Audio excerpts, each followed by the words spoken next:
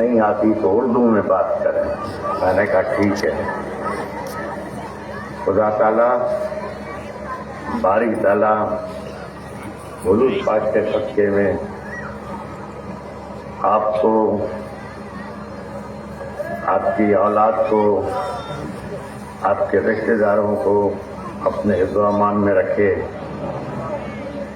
آپ لوگوں کی روزی میں برکت عطا فرمائے. آمین. جہاں بھی میں جماعت میں گیا ہوں وہاں پہ سب نے ایک ہی بات کی ہے کہ بھائی ہماری فصل جو ہے صحیح نہیں اتر رہی. کل رات کو میرے پاس رائس مل والے بھی آئے تھے. وہ بھی کہہ رہے تھے کہ بھائی ہمیں فیکٹری میں بھی نقصان ہے. تو میں نے کہا کاشتکار جو ہے، جو زمیندار ہے، وہ بھی رو رہا ہے، کاروباری بھی رو رہے ہیں. تو اس کا سبب یہ ہے کہ موسم جو ہے آپ کا وہ بدل گیا ہے. آپ کی چاول کی فصل جو ساری کی فصل ہے اس میں دانہ ہی نہیں پیدا ہوا. گندم کی فصل آدھی اتر رہی ہے. موسم کی کوئی پتہ نہیں پڑ رہا کہ کون سی فصل کب لگائی جائے، کیونکہ ہمارے پاس ایگریکلچر والے ہمیں صلاح مشورہ دے نہیں رہے. ایک اپنی مرضی سے جس کو جو جا رہا ہے وہ کر رہا ہے. جس طرح حالات پیدا ہو گئے ہیں اب لگتا یہی ہے کہ زمینداری میں سے آمدنی کم ہوگی. جتنے آپ جانور پالیں گے، گائے ہو گئی، بکری ہو گئی، سال کے آخر میں اگر آپ حساب کرو گے تو زمین سے زیادہ انکم آپ کو جانور دیں گے. تو کوشش کر کے جانور آپ زیادہ پالیں، ہر سال بڑھائیں. اس میں برکت بھی ہے، فائدہ بھی ہے. دوسرا، موسم جو بدل گیا ہے اس کی وجہ سے اگر آپ لوگ اپنے گھر کے باہر درخت لگائیں، اوتاق کے باہر درخت لگائیں، اس سے ہو سکتا ہے آپ کو تو ابھی فائدہ نہیں ہو لیکن آپ کی اولاد کو ضرور اس سے فائدہ ہوگا. اور جب آپ یہ درخت لگاتے ہیں، کوئی مسافر وہاں سے گزرنے والا اس درخت کے چھاؤں میں جب بیٹھتا ہے تو اس کا بھی ثواب آپ ہی کو ملے گا. اور یہ ایک صدقہ جاریہ آپ سمجھو کہ صدقہ جاریہ ہوگا. اس سے ماحول، موسم سب ٹھیک بہتر ہوگا.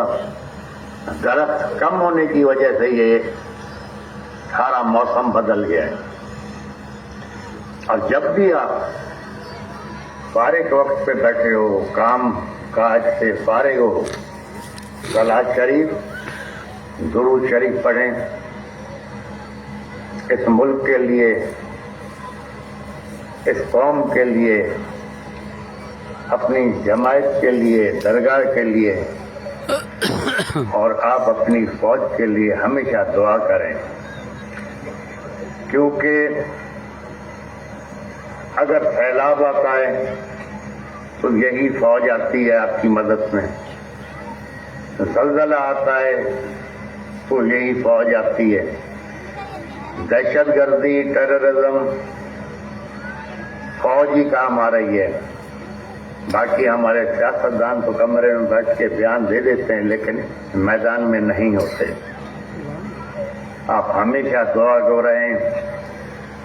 پڑوسی کا، اپنے پڑوسی کا زیادہ میں زیادہ خیال کریں، کیونکہ خدا خیر کرے چاہے امیر ہو یا غریب ہو، خوشی اور غمی ہر ایک کے گھر میں آتی ہے.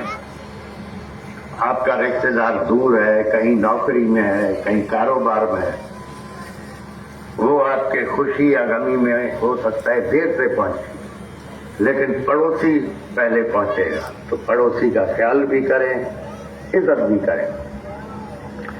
دوسرا،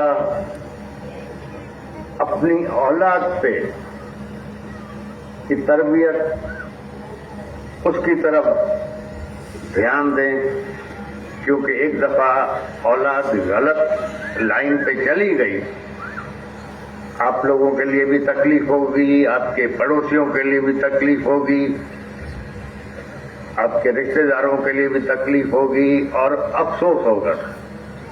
تو اس لیے اولاد کی تربیت کس کے ساتھ اٹھتا بیٹھتا ہے، اس پہ آپ لوگوں کا دھیان رکھنا ہے۔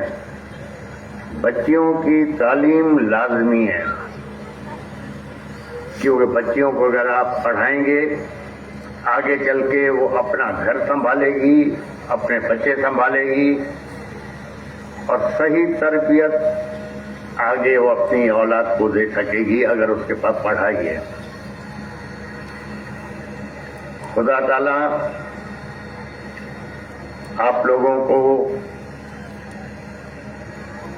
توفیق عطا فرمائے کہ آپ اپنے چھوٹوں کے ساتھ پیار محبت سے پیش آؤ، اور خدا تعالیٰ آپ کے چھوٹوں کو، بچوں کو توفیق عطا فرمائے کہ بزرگوں کی عزت کریں اور کہنا مانیں۔ جہاں بھی میں گیا ہوں بلوچستان میں، مجھے بڑا افسوس ہوا ہے دیکھ کے کہ بہت زیادہ پیچھے ہے، بہت پیچھے ہے۔ خدا رحم کرے ہم پہ، پوری قوم پہ، کہ خدا تعالیٰ نے پاکستان کو بہت کچھ دیا ہوا ہے، لیکن اس کے بعد بھی کچھ لوگ آگے بڑھ گئے، باقی سب پیچھے رہ گئے۔ اپنے بچوں پہ آپ بالکل توجہ دیں، کیونکہ یہ آپ پہ فرض ہے۔ بچوں کی تربیت، پڑھائی، صحبت کا خیال کرنا یہ آپ پہ فرض ہے، آپ اپنا فرض نبھائیں۔ جب بچے بڑے ہو جاتے ہیں تو آپ سب کو پتا ہے کہ بچے پھر اپنی دنیا میں ہوتے ہیں، پھر بچوں کے پاس ماں باپ کے لیے ٹائم کم ہوتا ہے، کیونکہ وہ اپنی ایک دنیا میں ہوتے ہیں۔